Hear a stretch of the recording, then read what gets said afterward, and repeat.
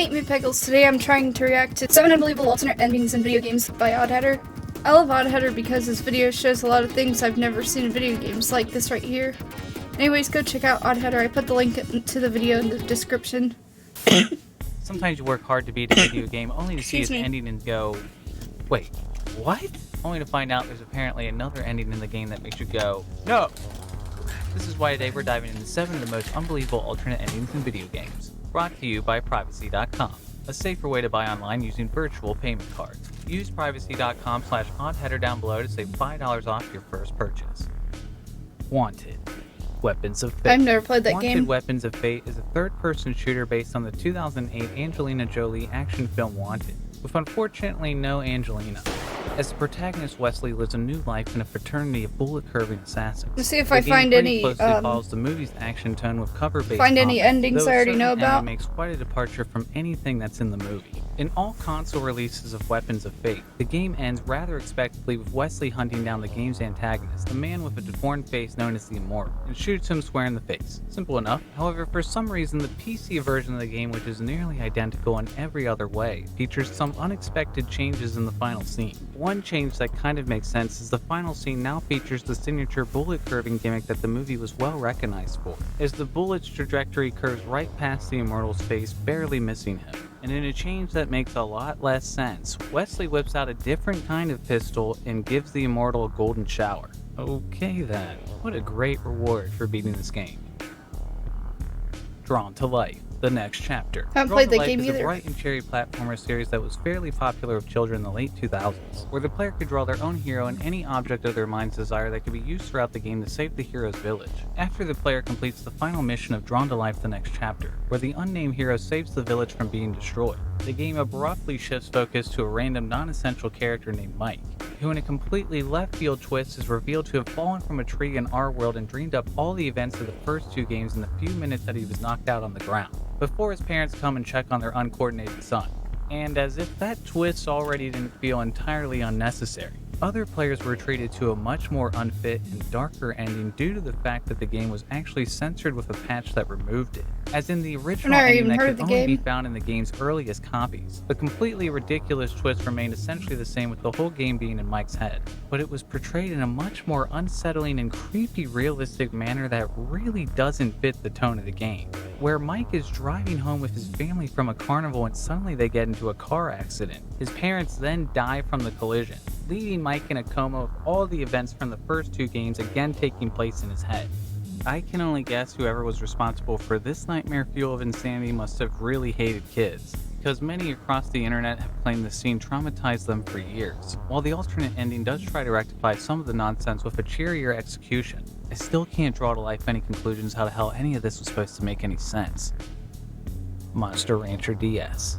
Thanks to Clamonx8 for submitting this through a comment. That's another game I haven't played, but gives me Spectrum vibes. Monster Rancher is a popular RPG/life simulator largely for younger audiences that's been primarily compared to Pokemon, although it's typically closer to being a virtual pet simulator than an RPG. Normally, Monster Rancher on the DS ends pretty I don't know if you can see it or not, but I am focusing so hard and trying so hard to commentate, but like literally no words, literally no. However, it was discovered this wasn't the only ending in the game, as another ending exists if the player were to defeat all the Zodiac monsters in the game. A task so time-consumingly difficult to do that this ending didn't really come to the attention of the Monster Rancher community until the last TochiCon found it years after the game's release on the Monster Rancher Discord. Because of the rarity of getting this ending, I only have this footage of the ending from King of Heart 34. In the ending, 2 random non-player characters show up unexpectedly, Colt and Holly, who were both characters in the Monster Rancher anime for kids. Cleo is confused by their appearance, and they say that they rounded everybody up to celebrate after hearing you defeated all of the Zodiac monsters. The mood quickly changes and another character says, "I want to find out more about you tonight. What makes you tick?" Cleo becomes confused by all of the girls showing up and reasonably asks, "What do you mean tonight?" Another character chimes in, "Whoa, a bunch of girls." Then another character shows up and says, "What can I say? You've outdone me. Maybe I'll have to make beating you my next priority." Not sure she means what I think she does. Cleo confesses jealousy for you receiving all of the attention even though she helped you through the whole adventure. Of like the no girls comment. invite you to get going, but Cleo makes a final attempt to convince you to go home instead. You're not gonna tag along with them, are you? One character tells Cleo to get some sleep, and then based on the sound effects, I think maybe she slaps Cleo or something, or maybe Cleo just collapses. The game then fades to black, playing some clear sleepy time music. When the game resumes, Holly exclaims, "Last night was so much fun." It sure was. That's the first time I've ever done that. This is actually happening. This character continues to exude jealousy. Cleo asks you exactly what you were doing last night, and the girls giggle. Cleo then tells you no supper for a month, and Holly tells you no problem. She'll just slip you hers. What in the hell were they thinking with this one? I can only assume whoever scripted this scene figured no one was ever going to get this far to ever see this shit. Unless the whole town losing their virginity to a single rancher was supposed to be canon in a kid's game. Fable. Before the Pierre Molyneux Fable, there was the 1996 Fable, strongly in the vein of King's Quest that follows the protagonist Thorpe on a so quest far, to I save haven't his recognized a village by single finding game. and destroying magical gemstones guarded by demons. Unfortunately, despite its above-average visuals for the time, Fable ended up being a directionless mess, with seemingly no idea where to go after its basic premise. Most notably, after Thorpe defeats the final demon in the game, he unlocks a door that randomly leads him to a completely out-of-place room of unexplained future tech. An inexplicable machine comes down and does something to Thorpe, making him appear powerful. When completely out of the blue, the game suddenly switches to an eerily bad 3D animation, with an equally creepy narration explaining that Thorpe had actually been in jail the whole time for murdering his family, or as the narrator puts it, merged them with a mackerel. I still can't figure out how you ever managed to merge your entire family with a frozen mackerel at the age of 3. As apparently the whole game was only in his head while he was waiting to be put to death. Oh, and there's cake. The rest of the prisoners have all chipped in for your cake. Triple-layered, chunky chocolate maggot. With maggots in it.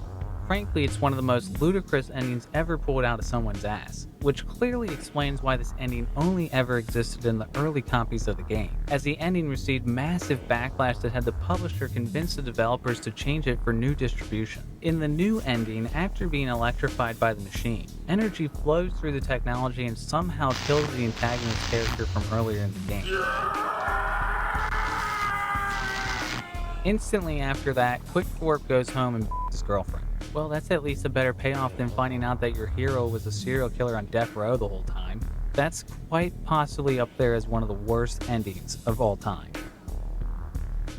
Moon Remix RPG Adventure. Moon Remix RPG Adventure is a 1997 PS1 title that released in the US for the first time in 2020 for the Nintendo Switch as Moon, finally bringing to America the influential anti-RPG designed by ex-Squaresoft developers that inspired games like Undertale.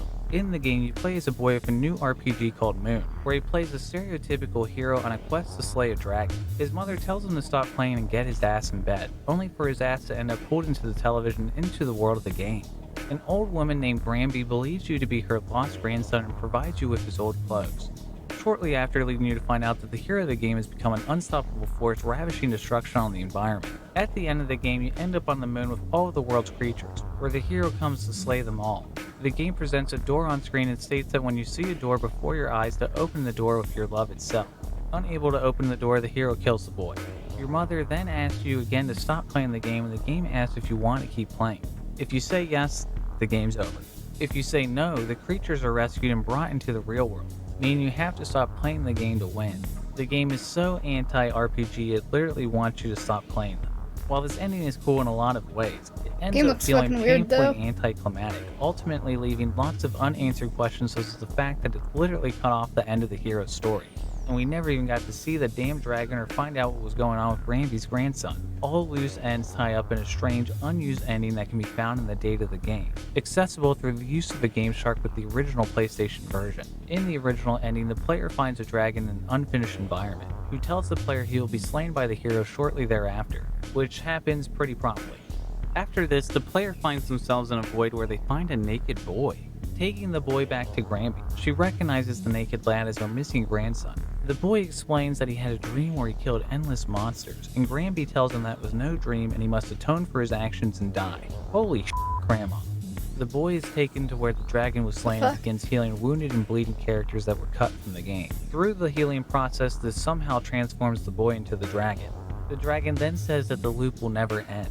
with the hero coming to slay him, who will then become the boy again and then again become the dragon, repeating the same cycle over and over, and then says it's time for you to open your door.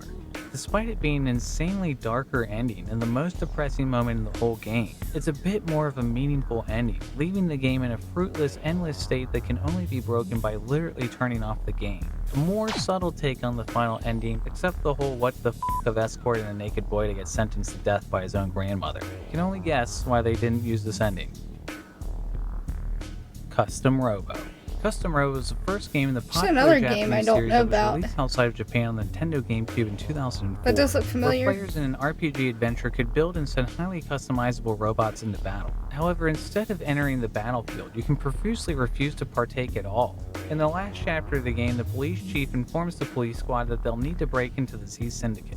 The group all agrees to go and asks the player if they'd like to join. If they agree, the game proceeds as normal, but by saying no a total of 19 times when Harry asks the players to join the mission. Well, we're not going to force you. Are you sure you're not coming? I'm not going. The human race is in danger and you're too scared to help? I'm not going. You're a coward. Is that what you're saying? You're really not coming? I'm not going. I'll introduce you to a cute girl. Come on, let's go. I'm not going. Come on, give us a break. Pick that other option. It's really easy. I'm not going. The human race is in danger, man. I'm not going. The rest of the police squad will take off without them, before the game cuts to an empty screen with a message informing the player that the town was reduced to rubble, that the police squad died in the mission, the human race was exterminated, and that all of this could have been avoided if the player character had just gone on the mission.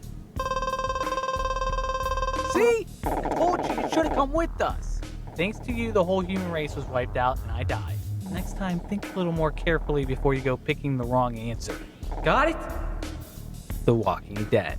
Many times we've covered something on the channel that was found in a game that can only be assumed to be created by a developer who was slowly losing their mind. Well, players who were disappointed by the depressing ending of 2012's The Walking Dead Season 1 may be surprised to find out there was actually an alternate ending that appears to have been created for the same reason, which developer Jake Rodkin shared on Twitter in 2018, 6 years after the game's release. Rodkin explained that during the final days of the game's development, only he and developer Sean Ainsworth were left in the office to fix any last-minute bugs, and that's when Ainsworth decided to create this much more satisfying ending for Season 1. Where Lee Everett, after being bitten, busts his ass off this structure and fully goes to town in a badass recreation of the Matrix Revolution's final epic fight. Everett then punches the zombie's head straight off and manages to get it to land on his head. As you likely predicted, Everett begins frolicking happily through the zombie horde, as Gorillaz 5-4 plays in the background. Everett does another Matrix-inspired move as he flips through the air and lands on the hood of this car, as it flips epically in slow motion behind him. At this point, the scene slowly builds towards Everett doing the most logical thing in this moment that anybody could possibly think of doing.